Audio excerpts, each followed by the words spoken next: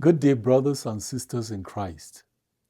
I welcome you to our Sunday reflection for the second Sunday of Lent, Year A.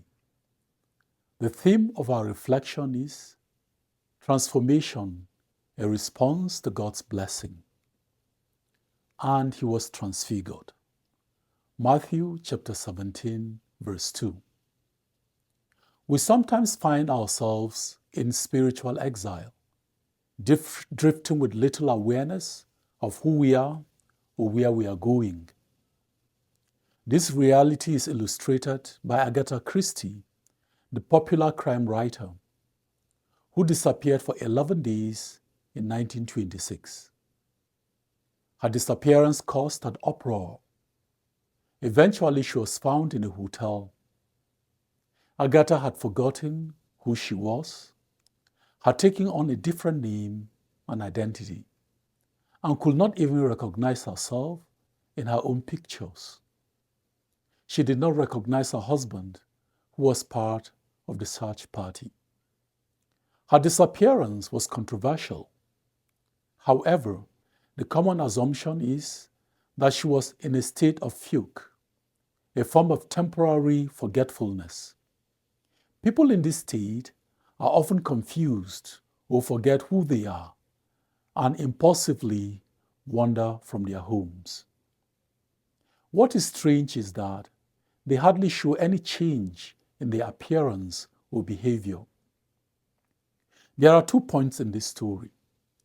The first is that we often suffer from spiritual fugue, impulsively wandering from home. Secondly, God searches for us like the search party in Agatha's case. Our readings remind us that our Lenten transformation is our response to God, who finds us and equips us for our journey home.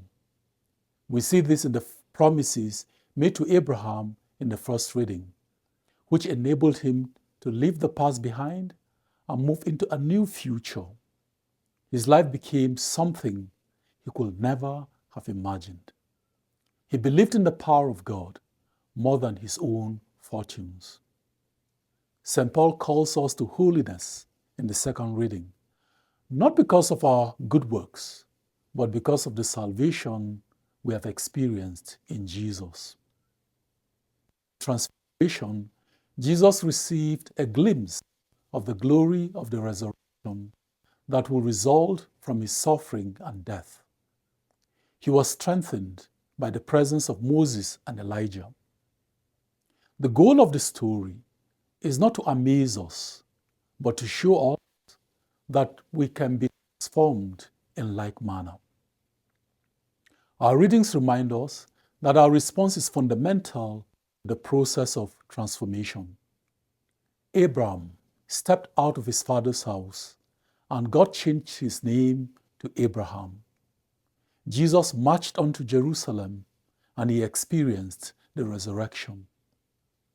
We can recall times when we experienced the same transformation in responding to God's blessings.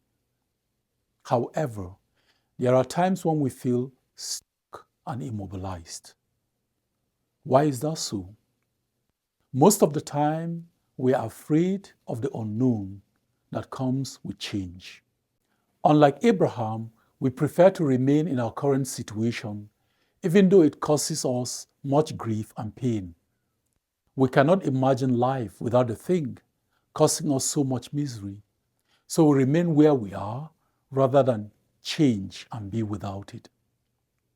Why do we hold on to things that cause us so much pain and resist God's invitation to return home?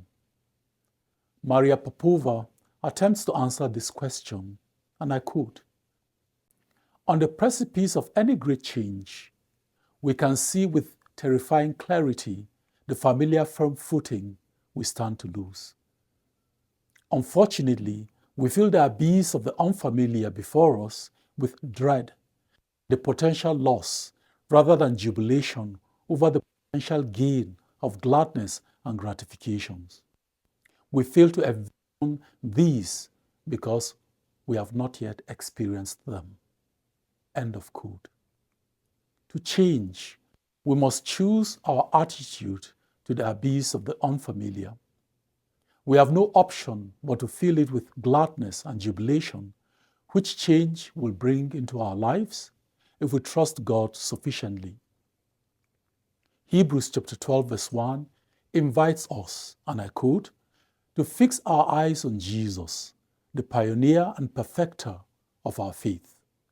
For the joy set before him, he endured the cross, scorning its shame, and sat down at the right hand of the throne of God. End of quote.